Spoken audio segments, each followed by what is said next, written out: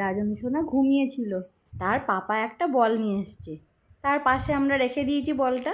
ঘুম থেকে উঠলেই বলটাকে দেখবে বলে, ঘুম থেকে উঠেই বলটাকে দেখছে। বলটাকে হাত না দিয়ে ও কতক্ষণে বলটাকে পা দেবে সেই চেষ্টাই চলছে। আমরা তো চুপচাপ দেখছি, চোখ রগড়াচ্ছে, জামা টানছে, যাই করছে না কেন ও বলটার দিকে পাটাকেই দিচ্ছে, পাটা দিয়েই বলটাকে মারতে হবে। সোনার তখন 4 মাস বয়স। এই যে সোনাকে নিয়েই ভয়েস ওভারটা দিতে হচ্ছে। হ্যাঁ, এই দেখুন পা দিয়েই মারছে।